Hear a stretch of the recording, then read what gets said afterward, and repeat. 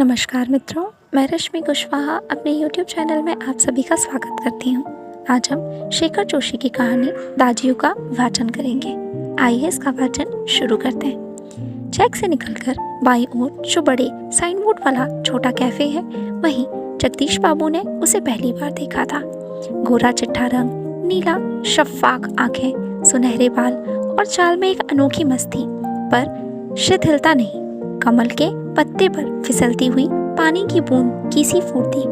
आंखों की चंचलता देखकर उसकी उम्र का अनुमान केवल 9-10 वर्ष ही लगाया जा सकता था, और शायद यही उम्र उसकी रही होगी। अधजली सिगरेट का एक लंबा कश खींचते हुए जब जगदीश बाबू ने कैफे में प्रवेश किया तो वह एक मेज पर से प्लेट उठा रहा था, और जब वे पास ही कोने की टेबल पर बैठे तो वह सामने था, मानो घंटों से उनकी उस स्थान पर आने वाली व्यक्ति की प्रतीक्षा कर रहा हो। वह कुछ बोला नहीं, हाँ, नम्रता प्रदर्शन के लिए थोड़ा झुका और मुस्कुराया भर था, पर उसके इसी मौन में उसे सारा मीनू समाहित था। सिंगल चाय का ऑर्डर पाने पर वह एक बार पुनः मुस्कुराकर चल दिया, और पलक मारते ही चाय हाजिर थी। मनुष्य की भावनाएं बड़ी विचित्र होती हैं। निर्जन एकांत स्थान में निसंग होने पर भी कभी कभी आदमी एकाकी अनुभव नहीं करता। लगता है इस एकाकीपन में भी सब कुछ कितना निकट है, कितना अपना है। परंतु इसके विपरीत कभी कभी सैकड़ों नर नारियों के बीच जनरवमय वातावरण में रहकर भी सूनेपन की अनुभूति होती है। लगता है जो कुछ है वह पराया है, कितना अपनत्वहीन। पर यह अकारण ही नहीं होता।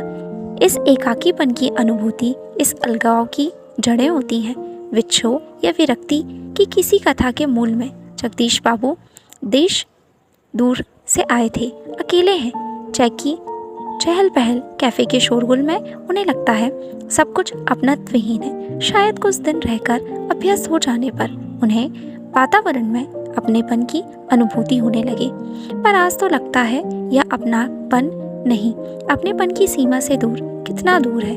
और तब उन्हें अनायास ही याद आने लगते हैं अपने गांव पड़ोस के आदमी, स्कूल कॉलेज के छोकरे, अपने निकट शहर के कैफे, होटल, चाय साहब। जगदीश बाबू ने राखदानी में सिगरेट झाड़ी।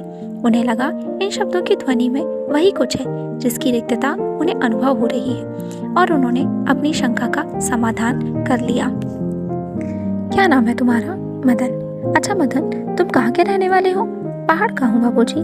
पहाड़ तो सैकड़ों हैं, आबू, दार्जिलिंग, मसूरी, शिमला, अल्मोड़ा। तुम्हारा गांव किस पहाड़ में? इस बार शायद उसे पहाड़ और जिले को भेद मालूम हो गया। मुस्कुराकर बोला, अल्मोड़ा साहब, अल्मोड़ा। अल्मोड़ा में कौन सा गांव? विशेष जानने की गरज से जगदीश बाबू ने पूछा। इस प्रश्न में संकोच में डाल दिया। शायद अपने गांव की निराली संज्ञा के कारण उसे संकोच हुआ था, इसलिए टालता हुआ सा बोला, वह तो दूर है साहब, अल्मोड़ा से 15-20 मील होगा।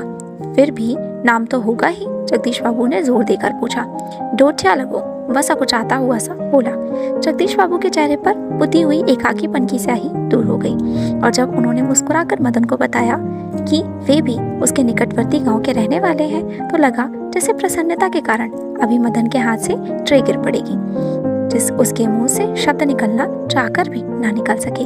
खोया खोया सावा मानो अपने अतीत को फिर लौट लौट कर देखने का प्रयत्न कर रहा हो।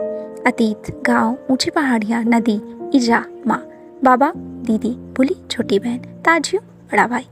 मदन को जगदीश बाबू के रूप में किसकी छाया निकट जान पड़ी? ईजा नहीं, बाबा नहीं, दीदी, भूली नहीं, ताजियो, हाँ ताजियो।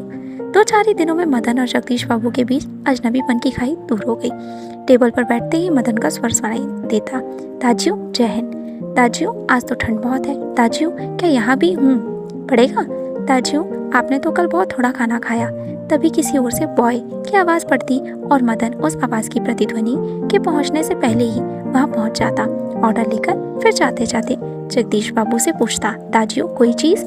पानी लाओ। ताजियो, दूसरी टेबल से मदन की आवाज सुनाई देती। मदन दाजियो शब्द को इतनी ही आतुरता और लगन से दोहराता जितनी आतुरता से बहुत दिनों के बाद मिलने पर माँ अपने बेटे को चूमती है। कुछ दिनों बाद जगदीश बाबू का एकाकीपन दूर हो गया। उन्हें अब चेक कैफे ही नहीं, सारा शहर अपनेपन के रंग में रंगा हुआ सा लगने लगा। परंतु अब उन्हें यह बार बार ताजियो कहलाना अच्छा नहीं लगता। और यह मदन था कि दूसरी टेबल से भी दाजियो। मदन इधर आओ। दाजियो शब्द की आवृत्ति पर जगदीश बाबू के मध्यम वर्गीय संस्कार जाग उठे। अपनत्व की पतली डोरी अहम की तेज धार के आगे टिक ना सकी।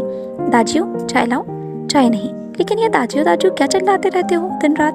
किसी के प्रेस्टीज का ख्याल भी नहीं है तुम्हें? जगदीश बाबू का मुंह क्रोध के कारण तमतमा गया। शब्दों पर अधिकार नहीं रह सका। मदन प्रेस्टीज का अर्थ समझ सकेगा यह नहीं, यह भी उन्हें ध्यान नहीं रहा, पर मदन बिना समझाए ही सब कुछ समझ गया।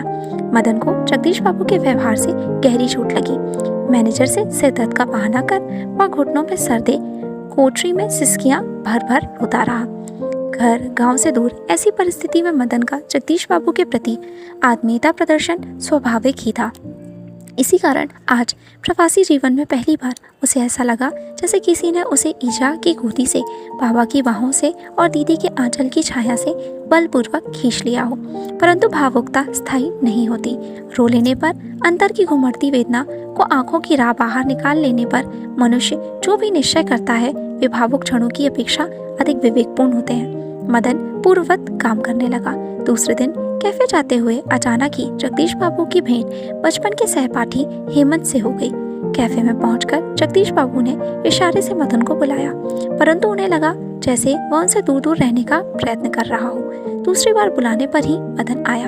आज उसके मुंह पर वह मुस्कान ना थी और ना ही उसे क्या लाऊं दाजियो कहा। स्वयं जगदीश बाबू को ही कहना पड़ा, 2 चाय 2 ऑमलेट, परंतु तब भी लाया दाजियो कहने की अपेक्षा लाया शाप कहकर ही वह चल दिया, मानो दोनों अपरिचित हों। शायद पहाड़िया है, हेमंत ने अनुमान लगाकर पूछा। हाँ, रूखा सा उत्तर दे दिया जगदीश बाबू ने और वार्तालाप का विषय बदल दिया। मदन चाय ले आया। क्या नाम है तुम्हारा लड़के? हेमंत ने एहसान चढ़ाने की गरज से पूछा। कुछ क्षणों के लिए टेबल पर गंभीर मौन छा गया। जगदीश बाबू की आंखें चाय की प्याली पर ही झुकी रह गईं। मदन की आंखों के सामने विगत स्मृतियां घूमने लगी। जगदीश बाबू का एक दिन ऐसे ही नाम पूछना, फिर दाजियो, आपने तो कल थोड़ा ही खाया, और एक दिन किसी की प्रेस्टीज का ख्याल नहीं रहता तुम्हें। जगदीश बाबू ने आंखें उठाकर मदन की ओर देखा।